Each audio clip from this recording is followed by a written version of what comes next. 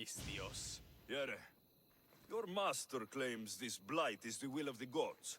What do you think? Sometimes crops fail. Could be dry soil, could be insects. It's a shame about the donkey. He was more crucial to the farm's success than the master. Or you, for that matter. How can I make clearing the ground easier? The hoe I'm using is falling apart. I have to fix the blade every few swings. Something more sturdy would make it go faster. It's not like you're shackled to this patch of land. What's preventing you from getting a new hoe? Have you ever been beaten so hard you lose hearing in one of your ears? That's what happened last time I went to market without permission. Oh, of course. I'll look for one.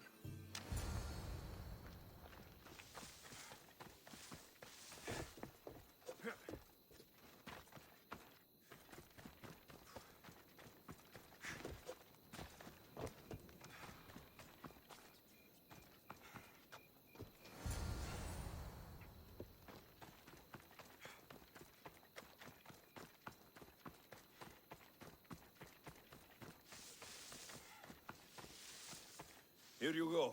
This should make digging easier. You're all right for a stranger.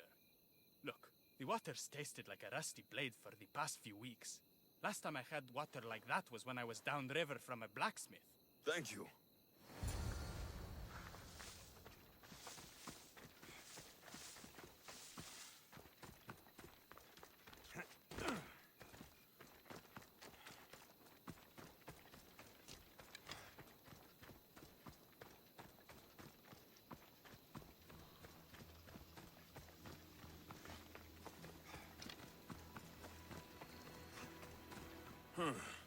These don't look like the knife wounds of a man.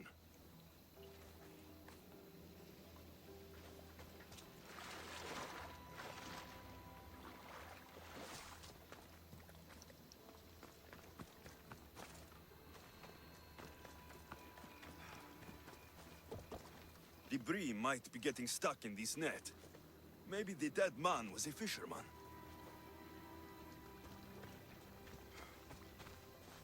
Mauled to death. May your journey across the Styx be a more peaceful end than this. I'll bet it's the metal from the armor giving the water a bad taste.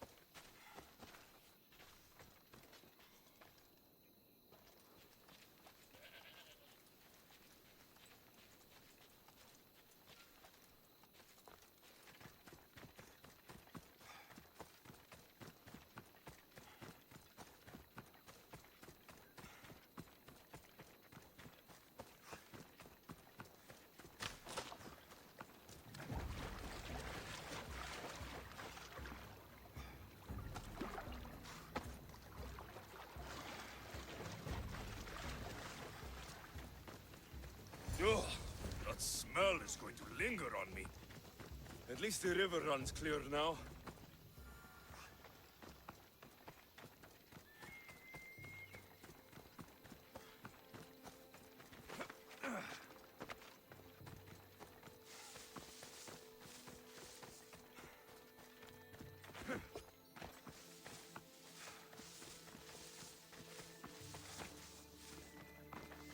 heard that the crops haven't been producing this season. Laniki expects more crops every year. The soil needs to rest. So there could be nothing else causing the crop shortage. I didn't say that. You know more than you're saying. My stomach aches and it's hard to concentrate. It's a shame that there's no mint around to chew. Where would I get mint? The master keeps dried herbs up at the house. I'll go find some mint for you.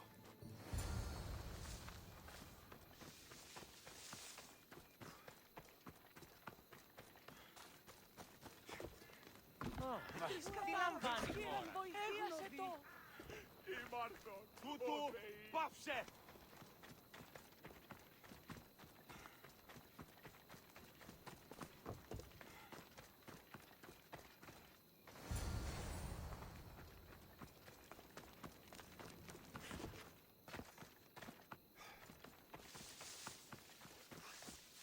Here you go. The herbs you needed. Fresh is better for my stomach, but since the blight, dried is all we have left. The back patch of land is riddled with blight like I've only seen once before. My old master lost his whole farm to it. I'll never forget this smell. The back of the farm. I'll take a look.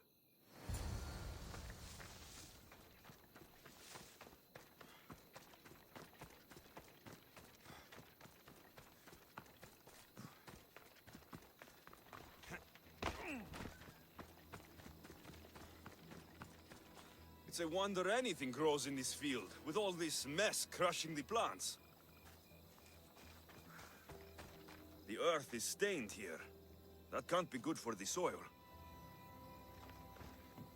The tanners in Kefalonia use something that smells awful to make leather. It can't be good for the soil. It seems like fire is the only way to be sure of ending this blight.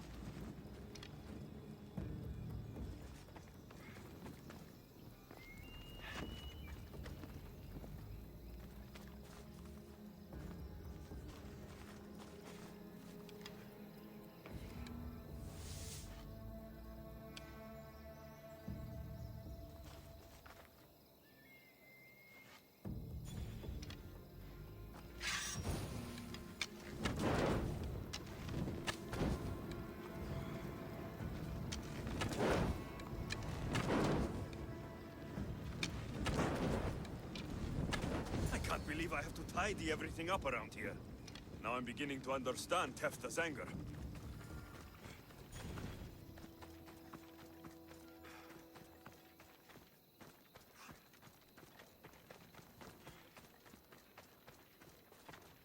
The diseased crops have been burned, and the river is cleared.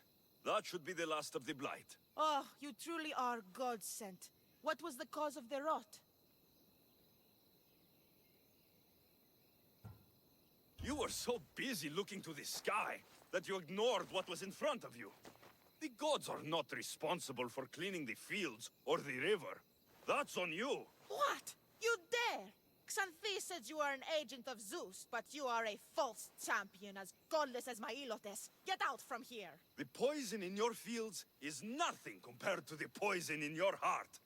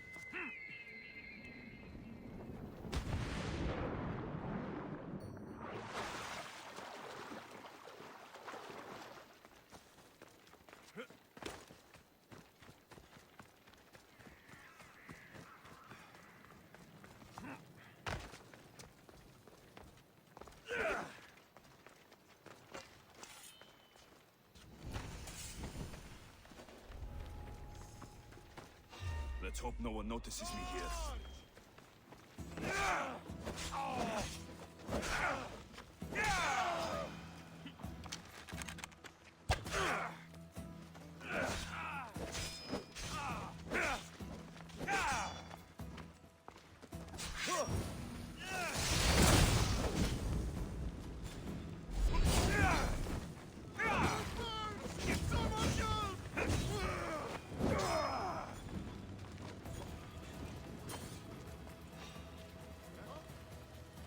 Stop right there!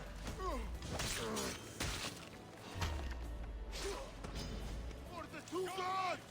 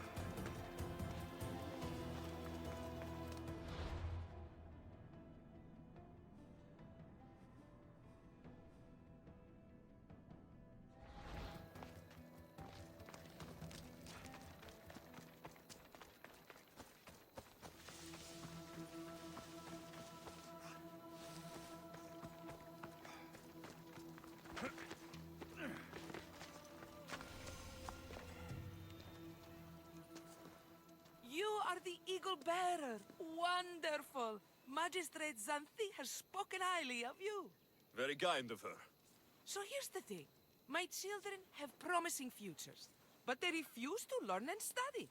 They think they know better, but they can't recite a poem to save their lives. Where do I fit into this? They've heard of the Eagle Bearer and worship the ground you walk on. If you related an epic story to them, I'd bet they retain it and impress their tutors. It's an odd request, but I've been asked to do stranger things. I'll do it. My children are waiting inside the temple of Dionysus Kolonatas for today's epic story. The subject is Perseus, which they should know well, but seem to forget all when questioned. I know this story well, of course, but my preferred version may not be what your children expect. Do not fear. If you need a reminder, there are many relics related to Perseus in the hall adjacent to the temple of Dionysus Kolonatas. Good to know.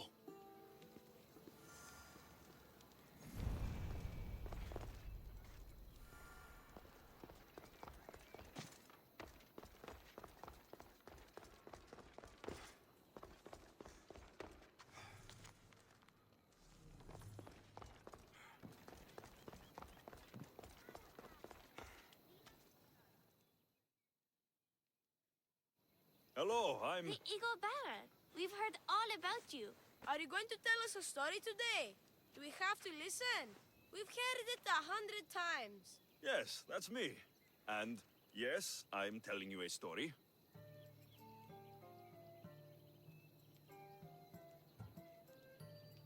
Let us sing with the voice of the gods about the exploits of brave Perseus and the noble Pegasus.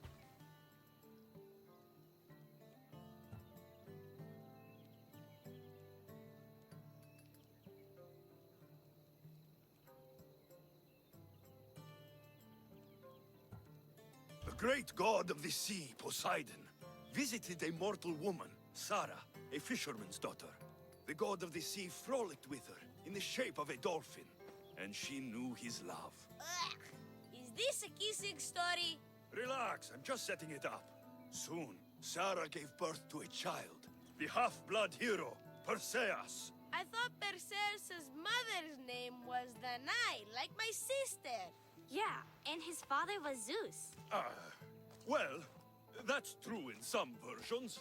Anyway, at some point, baby Perseus fell off a boat and almost drowned.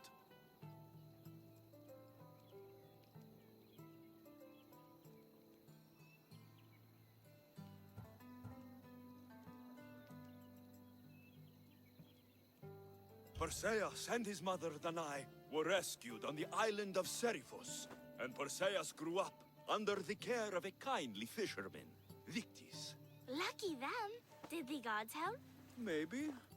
Perseus learned to swim and ride and fight, and how to be good and just, even though his father was only a fisherman. I can do all those things too.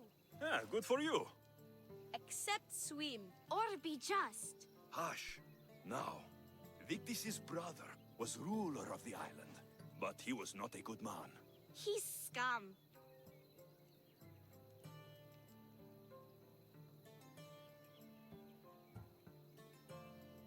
When Perseus grows up, he travels to Iope and falls in love at first sight with the beautiful princess Andromeda. However, Andromeda's mother boasts that her daughter is more beautiful than the goddess Thetis, offending her. Never say you are better than the gods.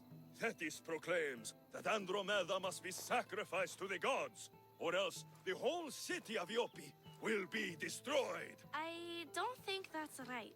Wasn't Andromeda an Ethiopian princess? Hush! Perseus asks his grandmother, Dalla, how to save his love. She turns into a manta ray and says, to save Andromeda, he must bring back curly hair of gold, fit for the king of the mountains, who yet owns less than the humblest Elot. I don't know that riddle. It's too hard. It was hard for Perseus too, but eventually he figured it out. How? He just did is all.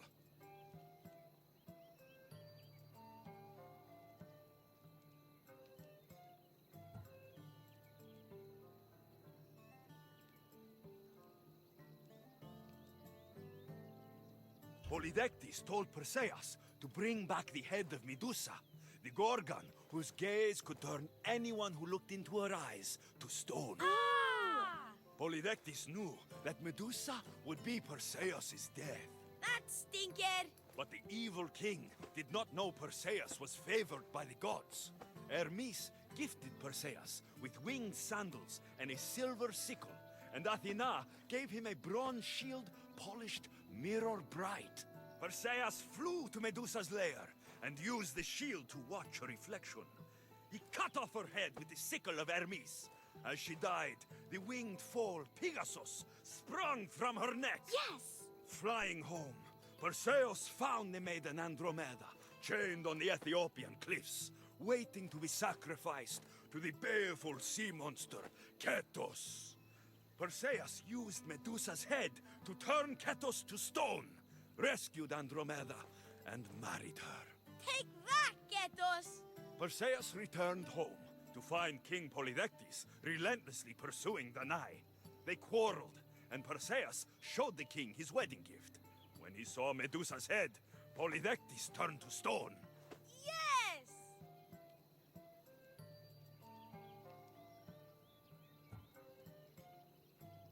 That was not all. Hades appears with a pack of giant scorpions called Scorpiox and kills Andromeda and tries to kill Perseus. Huh? But Perseus throws his sword of Zeus at Hades, forcing him back into the underworld. Wait.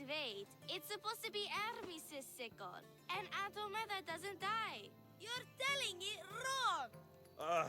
In the end, Perseus wins. Zeus offers to make him a god, but Perseus refuses. So instead, Zeus brings Andromeda back to life, because she was only mostly dead. Wow, that was so wrong and so boring. You are a sticky storyteller, and that story was poop! I am sorry for your audience, Eagle Bearer. Though from what I heard, it did sound like you deviated somewhat from the traditional tale. Apologies.